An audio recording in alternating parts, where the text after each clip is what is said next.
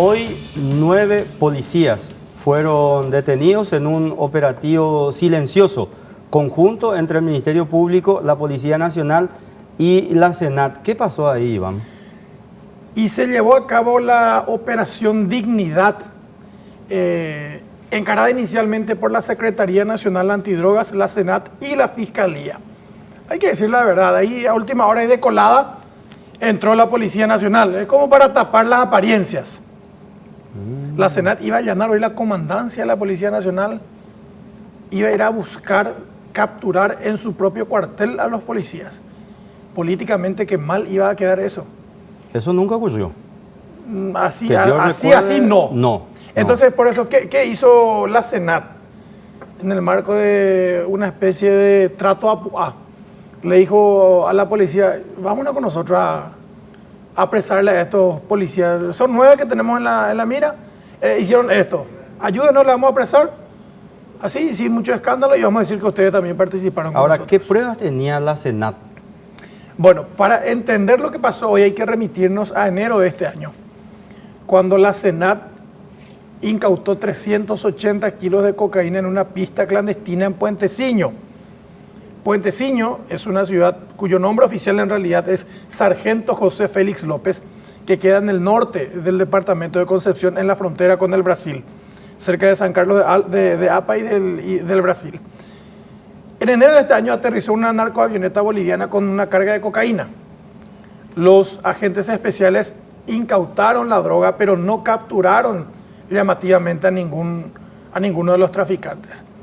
Después, en febrero, se incautaron nada menos que 2.200 kilos de cocaína otra vez en Ibillau.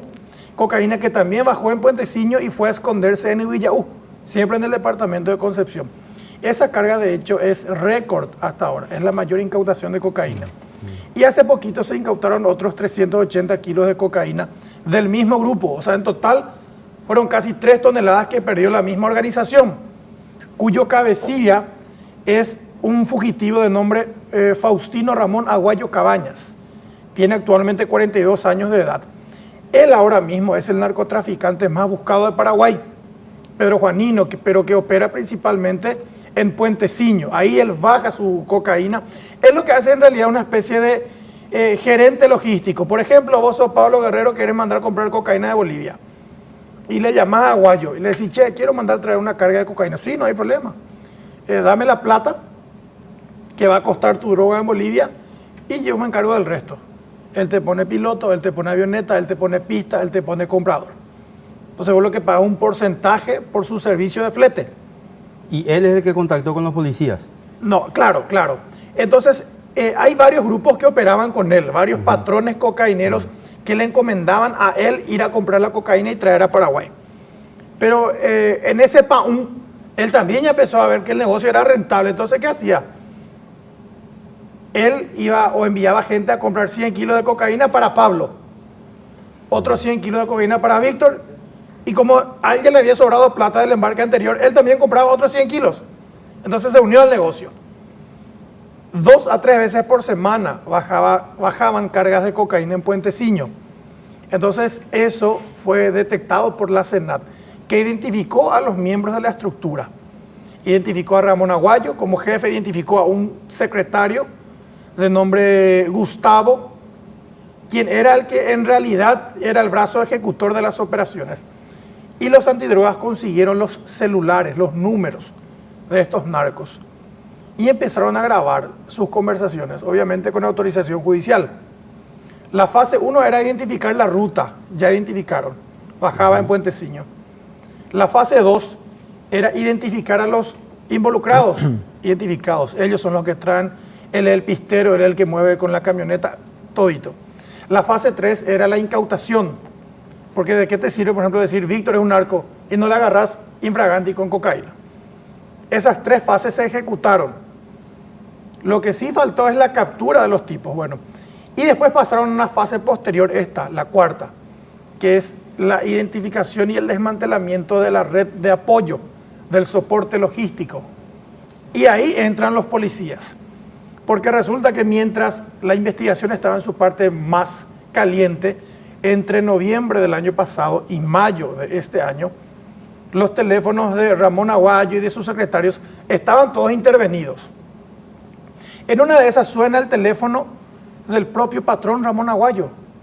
Es decir, él hablaba por teléfono con su señora. Hola, mi amor, ¿qué vamos a cenar? Y sí, te estoy preparando un mandío chirirí. Ah, dale, ya me voy en casa. Esa conversación era grabada. Obviamente, no tenía interés para la investigación, entonces se desechaba. Después le entró otra llamada. Hola. Sí, patrón, le dice. Sí, yo soy el comisario principal Edelio Loreiro, jefe de la comisaría primera de Pedro Juan Caballero, le dice. Comisario, ¿cómo te va? Le dice el narco. Bien, patrón, váyate, ¿cómo vas? Y yo, tranquilo, pa. Sí, patrón, ya vamos a ponerme a disposición, será. La icotemia, a ni dudarte ni un segundo, dice. Ayuda que necesite, pedime nomás, le dice. ¿Así le dijo vos? Así, no así está en el audio. O sea, el policía, el comisario se puso a disposición. El jefe de la comisaría le llamó al narco a ponerse a disposición para lo que necesitara. A ni dudarte, y yo. Ahí ya cayó un policía. Ese es el primero, Edelio Celso Loreira Báez, a quien estamos viendo en pantalla. No sé si detrás de vos está. Exacto. Él era el jefe de la comisaría de Pedro Juan Caballero, de la primera. Después salió del cargo. Él fue apresado hoy, ya en la Academia de Policía, donde estaba haciendo el curso para ascender. Él ya no estaba en ese cargo actualmente. ¿Qué hay con él? Pues resulta que ese elemento que te mencioné no es todavía suficiente para una eventual imputación. Vos podés ser un narco, yo te llamo. Claro. Eso a mí no me convierte todavía en cómplice. Sí, sí. Entonces, contra este comisario lo que hay es simplemente, entre comillas, esta llamada. Pero a nivel policial este está frito. O sea, ¿quién le va a dar un cargo a un tipo que le llama a un narco O como mínimo, a abrirle las piernas? Ascenso no, como mínimo. No, el ascenso yo creo que ya no le van a poder negar porque él ya ascendió a comisario principal. A general ya no. Él ya no llega definitivamente. Claro. Bueno, el caso más grave. La policía creó hace unos años el Departamento contra el Crimen Organizado. Es la niña bonita actualmente en la policía, la unidad de élite. Se creó esta oficina con el comisario principal Gilberto Fleitas como jefe. Fleitas es un oficial que todos dicen va a ser el comandante cuando le toque porque es tal vez uno de los mejores en la policía. Él tuvo que ascender, entonces dejó el cargo a otro oficial altamente preparado, se llama César Silguero, otro comisario. O sea, siempre se siguió con la línea de meritocracia. Como era la unidad de élite, como era la unidad más importante, la niña bonita, no le daban a cualquiera la administración de esa unidad, ni tampoco la composición de esa unidad. Todos los policías de crimen organizado, en teoría, son los más capos que hay, son los más valés de Paraguay. Porque tienen tecnología, porque tienen fuente humana, porque son letrados, todo.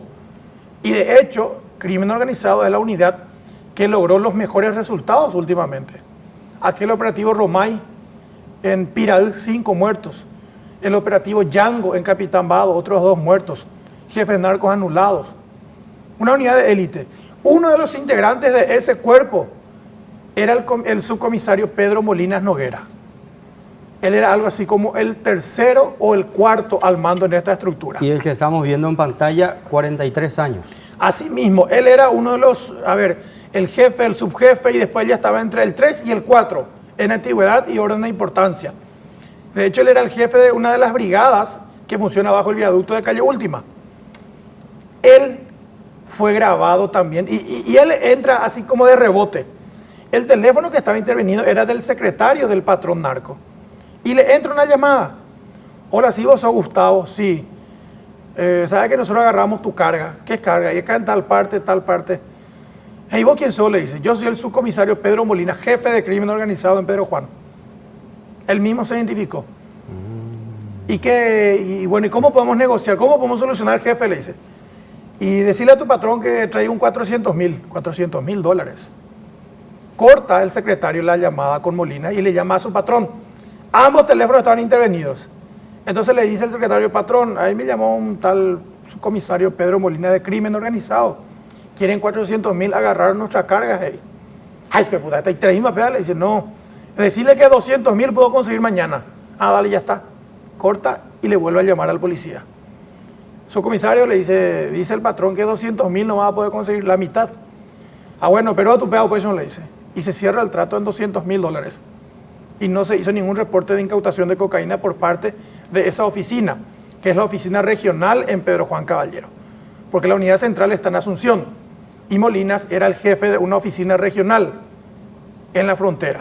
Es decir que el equipo de élite de la Policía Nacional, que es el crimen organizado, sufrió fisuras por un soborno o supuesto soborno de narcotraficantes. Así mismo, ¿y qué fisura? Te decía, el tercer o cuarto hombre en orden de importancia en la unidad. O sea, no se trata de cualquier integrante, se trata de un jefe regional de la más importante, de hecho, de Pedro Juan Caballero, y tercero en la escala de mando dentro de esa oficina, tercero o cuarto, dependiendo, porque son tres subcomisarios que son de la misma promoción, que están en segundo nivel por detrás del jefe. O sea, está el jefe y después están tres camaradas. Uno de ellos Molinas. O sea, él está en segunda línea en antigüedad, pero otro camarada suyo ejerce el cargo de subjefe, por ende él queda relegado a tercero. Claro. Ahora, Pedrito, tenemos la galería de fotos de los detenidos hoy. Si tenemos, por favor, en el video gol, Iván, si te puedes levantar, por favor, e indicarnos quiénes son y en qué lugares estaban. Él es el comisario Loreiro, que era jefe de la comisaría primera de Pedro Juan Caballero. Le llamó al patrón a decirle, me estoy a tu disposición, patrón. Él es el subcomisario Molinas, que te dije recién. Claro. Habría cobrado 200.000, supuestamente pidió 400.000. Él es el subcomisario Sebastián Sebastián Ramón Silva López. Él era jefe de la comisaría 15 de Puenteciño. También hay audios de él con los narcotraficantes. Él consiguió, entre comillas, una mensualidad de 1,5 millones de guaraníes de parte de los narcotraficantes. Eso es fijo. Además de bonos extras, si es que, por ejemplo, descargaban cocaína en su jurisdicción, ellos tenían que recibir y escoltar los cargamentos. Entonces así le daban otra propina. Pero eso es gravísimo, Iván. Bueno, eso. Este negocio él le dejó a su camarada, al subcomisario Rubén Darío Duarte Yaquet, quien sucedió al anterior en el cargo. O sea, este se fue en vez de Silva. Él se fue y ya encontró la estructura. Y se ayornó nomás ya. 1,5 millones también. Pero hay audios alevosos de este policía, subcomisario Duarte, en lo que le llama a los marihuaneros, le dice a los narcos, le dice, che, está viniendo lo de investigaciones. Peña, tendés a que hoy me Usenat. Entonces los narcos se escondían. Después volvía la calma, él le llamaba otra vez. Patrón, mate copio, ojo, pama y ve. Tranquilo, y que tú me apese.